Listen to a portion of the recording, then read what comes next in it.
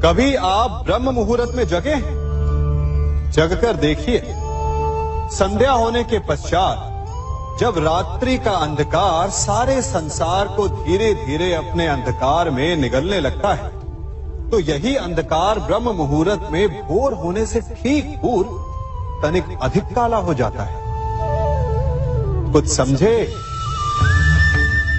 हमारा जीवन भी कुछ ऐसा ही होता है।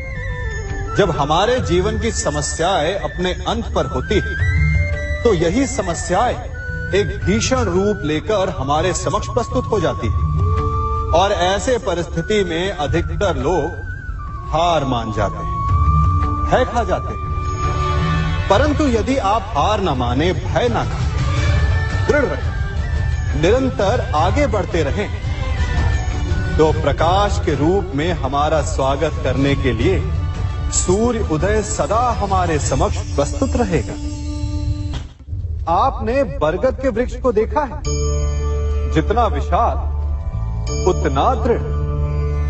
पतझड़ में वो सूख जाते हैं, परंतु दुर्बल नहीं होते, टूटकर गिरते नहीं। और उसके विपरीत दलदल में उपजे वृक्षों को देखिए, वो दिखने में तो बड़े होते हैं, पतझड़ आए या शीत सदा हरे भरे होते हैं, परंतु इतने दुर्बल होते हैं कि जल धारा के हल्के से वेग से वो गिर जाते हैं। परंतु ऐसा क्यों होता है? कारण है जड़ें। जिसकी जड़ें दृढ़ भूमि में है, वो हर चक्रवात, हर ऋतुओं को सह लेता है, और जिसकी जड़ें दलदल में है, वो स्वयं की जड़ों को दुर्बल बना लेता है। कुछ ऐसा ही मनुष्य भी होता है, जो अधर्म, कुकर्म और असत्य की धरा पर उपजा है। वो समय की एक मार भी नहीं सह पाता, और जो मनुष्य सत्य, धर्म की धरा पर उपजा है, वो हर समस्या से अविचलित हो जाता है। अब आप पर निर्भर करता है कि आप क्या बनना चाहते हैं। हमारे जीवन में मित्र और शत्रु बड़ा महत्व रखते हैं। यदि गंभीरता से सोचा जाए तो ऐसा कोई क्षण नहीं जब हम अपने मित्रों के बारे में ना सोचते हो या फिर अपने शत्रुओं के बारे में। हमारा हर कार्य या तो हमारे मित्रों के हित के लिए होता है या फिर हमारे शत्रुओं के अहित के लिए। हम हर स्थान या तो अपने मित्रों के साथ होते हैं या फिर अपने शत्रुओं के साथ। कोई नहीं चाहता कि उनका शत्रु प्रसन्न रहे। हर कोई अपने शत्रु को नष्ट कर देना चाहता है, और ऐसा करने के लिए वो हर संभव प्रयास करता है। उसे आर्थिक, मानसिक और शारीरिक हानि पहुंचाने का प्रयास करता है।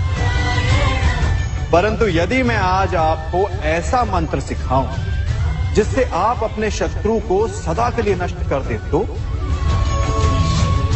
और वो मंत्र है मित्र बनाना। अपने सभी शत्रुओं को अपना मित्र बना लीजिए और आपके सारे शत्रु स्वतः ही समाप्त हो जाएंगे। मैं क्या कर रहा हूं? मैं दिए प्रज्वलित कर रहा हूं ताकि अंधकार को मिटा सकूं। अब आप कहेंगे कि इसमें कौन सी बड़ी बात है ना? परंतु इसमें महत्वपूर्ण बात समझने के लिए यह है कि मैं क्या नहीं कर रहा हूं, और मैं अंधकार नहीं कर रहा हूं। क्योंकि अंधकार को मिटाने के लिए प्रकाश का अस्त्र तो उठाना ही पड़ता है। बुराई को बुराई से नहीं, अच्छाई से जीता जाता है। अन्याय को अन्याय से नहीं, न्याय से लड़ा जाता है। क्रोध को क्रोध से नहीं, क्षमा का साथ लेना होता है। ठीक उसी प्रकार एक लोहा लोहे को काटता है, परंतु एक ठंडा लोहा ही गर्म लोहे को काट सकता है। इसलिए यदि आपको अपने जीवन में विजयी होना है, तो अपने शस्त्रों को, अपने अस्त्रों को सोच समझ कर उठाइए, क्योंकि एक अनुचित सोच परिणाम पर भारी प्रभाव डाल सकती है। आप सब सोच रहे होंगे कि ये क्या मैं करने लगा।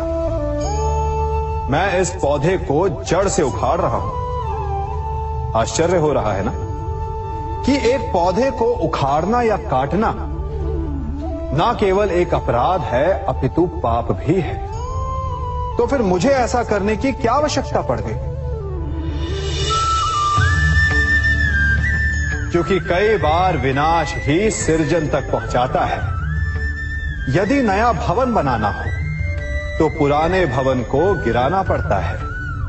व्यवस्था को परिवर्तित करने के लिए क्रांति लानी पड़ती है। और उसी प्रकार यदि किसी वृक्ष या किसी पौधे की जड़ों में घुन लग जाए या उसका मूल सड़ जाए तो उसे जड़ से उखाड़ देना ही श्रेयस्कर होता है, ताकि उस स्थल पर नए पौधे उपज सके। युद्ध करना पर्याय नहीं, परंतु कभी कभी शांति के लिए युद्ध करना आवश्यक हो जाता है। संसार में सबसे श्रेष्ठ क्या है?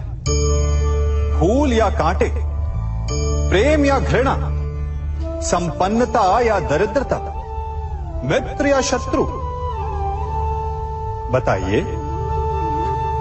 अब आप भी कहेंगे कि भला ये कोई पूछने की बात हुई? अवश्य, फूल, प्रेम, संपन्नता और मित्र ही श्रेष्ठ है। परंतु क्या आपने अपने जीवन में कभी सोचा है कि हर एक भाव, हर एक वस्तु, हर एक घटना का एक गुण धर्म होता है? त्वचा पर जलन करने वाले फूलों से अधिक श्रेष्ठ वो कांटे हैं जिनसे आप अपने घर की बाढ़ बनाते हैं ताकि वन्य पशु आपके भीतर ना आ सके। वो प्रेम श्रेष्ठ नहीं जो आपको अंधा, लोभी, पक्षपाती बनाता।